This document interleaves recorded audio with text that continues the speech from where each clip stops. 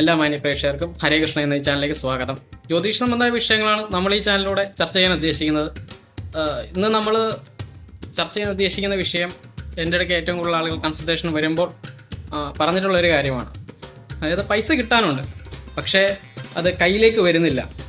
ധനപരമായിട്ടുള്ള ബുദ്ധിമുട്ട്, കിട്ടാനുള്ള പൈസകളൊന്നും കിട്ടുന്നില്ല. മുൻപ് സ്ഥിരമായിട്ട് ലോട്ടറി എടുക്കുമ്പോൾ വല്ലപ്പോഴൊക്കെ അടിക്കുമായിരുന്നു, ഒട്ടും അടിക്കാറില്ല. അങ്ങനെ ലോട്ടറി അടിക്കുന്നതിനും അതുപോലെ നമുക്ക് കിട്ടാനുള്ള പൈസകളൊക്കെ കിട്ടുന്നതിനും ഒക്കെ വേണ്ടിയിട്ടുള്ള ഒരു മന്ത്രമാണ് ഇന്ന് നമ്മൾ പരിചയപ്പെടുന്നത്. മറ്റൊന്നുമല്ല, നമ്മുടെ ഗണപതി ഭഗവാന്റെ മന്ത്രമാണ്. ഗണപതി ഭഗവാനെ കുറിച്ച് നമുക്ക് എല്ലാവർക്കും അറിയാവുന്ന കാര്യമാണ്. സമ്പത്തിൻ്റെ അതിദേവതയാണ്. ഗണപതി ഭഗവാൻ തരുന്നത് പോലെ സമ്പത്ത് മറ്റൊരു ദേവതയും നമുക്ക് തരില്ല. പെട്ടെന്ന് ക്ഷിപ്രപ്രസാദിയാണ് ഭഗവാൻ. അതുപോലെ തന്നെ വിഘ്നങ്ങളും തടസ്സങ്ങളും നീക്കുകയും ചെയ്യും. അതോടൊപ്പം തന്നെ സാധാരണക്കാർക്ക് ഏറ്റവും അധികം പെട്ടെന്ന് തന്നെ പൂജിക്കാനും, അതേപോലെ നമ്മൾ സാധാരണക്കാർ ഉപാസിച്ചു കഴിഞ്ഞാൽ ബാധയിൽ വരാത്തൊരു ദേവത കൂടിയാണ്. മറ്റെല്ലാ ദേവതകളും നമ്മൾ നിത്യമായി ഉപാസിച്ചു കഴിഞ്ഞു കഴിഞ്ഞാൽ, അല്ലെങ്കിൽ നമ്മൾ നിത്യമായി തുടർന്ന് പ്രാർത്ഥിച്ച് മുന്നോട്ട് പോയി കഴിഞ്ഞു കഴിഞ്ഞാൽ, ദേവത ഉപാസനയിൽ അല്ലെങ്കിൽ സേവയിൽ വന്നു കഴിഞ്ഞാൽ ആ ദേവത തരുന്നതെല്ലാം ആ ദേവതയെ പിന്നെ ഉപാസിക്കാതിരുന്നു കഴിഞ്ഞാൽ ദേവത തിരിച്ചെടുക്കും. അപ്പോൾ അങ്ങനെയുള്ള വിഷയങ്ങളൊന്നും തന്നെ ഗണപതി ഭഗവാനെ സംബന്ധിച്ചില്ല. നിങ്ങൾ എപ്പോഴാണോ ഗണപതി ഭഗവാനെ പ്രാർത്ഥിക്കുന്നത് നിർത്തുന്നത് അല്ലെങ്കിൽ ഉപാസിക്കുന്നത് നിർത്തുന്നത്, അപ്പോൾ ആ ദേവത തരുന്നത് നിർത്തും എന്നുള്ളത് മാത്രമേ ഉള്ളൂ. അല്ലാതെ കൊണ്ട് ഭഗവാൻ പിന്നീട് ഒരിക്കലും നിങ്ങൾക്ക് തന്ന സാധനങ്ങളൊന്നും തിരിച്ചെടുക്കില്ല. തന്നത് തന്നെയാണ്. അപ്പം അതുകൊണ്ട് തന്നെ നമുക്ക് ഗണപതി ഭഗവാനെ നല്ല രീതിയിൽ പ്രാർത്ഥിച്ച് നമ്മുടെ വിഘ്നങ്ങളെല്ലാം അകറ്റി നമുക്ക് കിട്ടാനുള്ള പൈസകളെല്ലാം കിട്ടുന്നതിനും, അതുപോലെ സൗഭാഗ്യങ്ങൾ നേടുന്നതിനും വേണ്ടിയിട്ട് ഈ മന്ത്രം നിത്യവും 21 തവണ അല്ലെങ്കിൽ 108 തവണ ജപിക്കുന്നത് അത്യുത്തമമാണ്. രാവിലെ വിളക്ക് വെച്ചതിന് ശേഷം വേണം ജപിക്കാനായിട്ട്. കുളിച്ച് ശുദ്ധിയായതിനു ശേഷം രാവിലെ ഒരു 9 മണിക്ക് മുമ്പെങ്കിലും ചെയ്തിരിക്കണം. ബ്രഹ്മമുഹൂർത്തത്തിൽ ചെയ്യുന്നതാണ് ഏറ്റവും അത്യുത്തമം. രാവിലെ വിളക്ക് വെച്ചതിന് ശേഷം ഈ പറയുന്ന ഗണപതി ഭഗവാന്റെ ധ്യാനമന്ത്രം ജപിക്കുക. ഓം നമോ ഭഗവതേ ഓം ഏകദന്തം മഹാകായം തപ്തകാഞ്ചന സന്നിഭം ലംബോദരം വിശാലാക്ഷം മന്ദേഹം ഗണനായകം എന്നുള്ള ഭഗവാന്റെ ഈ ധ്യാനമന്ത്രം നിത്യവും 108 തവണ രാവിലെയും വൈകിട്ടും ജപിക്കുന്നത് അത്യുത്തമമാണ്. വൈകിട്ട് ജപിക്കാൻ പറ്റാത്തവർ രാവിലെ ജോലിക്കൊക്കെ പോകുന്നതിന് മുമ്പ്, അവരവരുടെ കർമ്മമേഖലയിലേക്ക് കിടക്കുന്നതിന് മുമ്പ് നിത്യവും രാവിലെ ഭഗവാന് വിളക്ക് വെച്ച് ഭഗവാനെ പ്രാർത്ഥിക്കുക.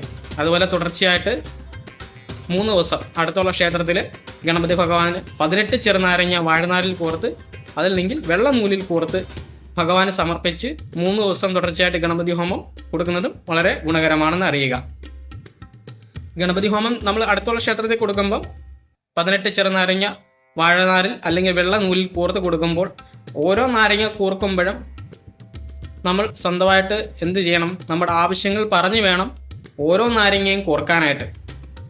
മനസ്സിലായല്ലോ? അതായത് നമ്മുടെ ആവശ്യം എന്താണോ ആ ആവശ്യം ഭഗവാനോട് കൃത്യമായി നമ്മൾ പ്രാർത്ഥിക്കുക.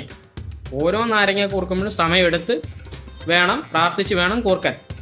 അപ്പം അതുകൊണ്ട് പ്രാർത്ഥിക്കുന്ന സമയത്ത് എപ്പോഴും നമ്മുടെ ആവശ്യം നടത്തിത്തരണം എന്ന് തന്നെ പ്രാർത്ഥിക്കുക.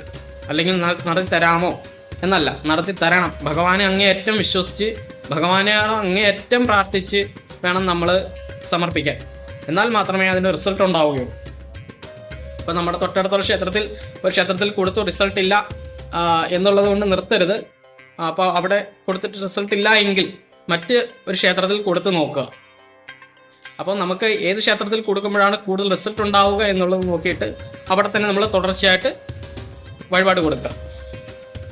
ഇനി തുടർച്ചയായിട്ട് ക്ഷേത്ര വഴിപാടുകളും കാര്യങ്ങളും എല്ലാം ചെയ്തതിന് ശേഷവും ഹോമാദി ക്രിയകളും എല്ലാം ചെയ്ത് എന്നിട്ട് റിസൾട്ട് ഇല്ലാത്ത ഒരുപാട് ആളുകളുണ്ട്. അവർ മനസ്സിലാക്കേണ്ട ഒരു കാര്യം, എന്തുകൊണ്ടാണ് ഇങ്ങനെ സംഭവിക്കുന്നത്, അതിൻ്റെ കാര്യകാരണം കൃത്യമായി കണ്ടെത്തി അതിനെ പരിഹരിക്കുക. ഏത് തരത്തിലുള്ള ദോഷദുരിതമാണ്, ഏത് തരത്തിലുള്ള ബന്ധനമാണ് നിങ്ങൾക്ക് വന്നിട്ടുള്ളത് എന്നത് കൃത്യമായിട്ടുള്ള ഒരു ആസ്ട്രോളജറെ കണ്ടെത്തി കാര്യങ്ങൾ കൃത്യമായി പരിഹരിക്കാൻ കഴിയുള്ള ഒരു ആസ്ട്രോളജറെ കണ്ട് കൃത്യമായിട്ട് അതിന് വേണ്ടുന്ന പരിഹാര കർമ്മങ്ങൾ ചെയ്യുക. എന്നിട്ട് വേണം തുടർന്ന് മുന്നോട്ട് പോകുമ്പോൾ മാത്രമേ നമുക്ക് അതിനനുസരിച്ചുള്ള ജീവിതത്തിൽ അഭിവൃദ്ധിയും ഐശ്വര്യവും ഉണ്ടാവും. എല്ലാവർക്കും എല്ലാ തരത്തിലുള്ള ഐശ്വര്യങ്ങളും ഉണ്ടാവട്ടെ എന്ന് പ്രാർത്ഥിച്ചുകൊണ്ട് നിർത്തുന്നു. നന്ദി, നമസ്കാരം. ലൈക്ക് ചെയ്യുക, ഷെയർ ചെയ്യുക, സബ്സ്ക്രൈബ് ചെയ്യുക.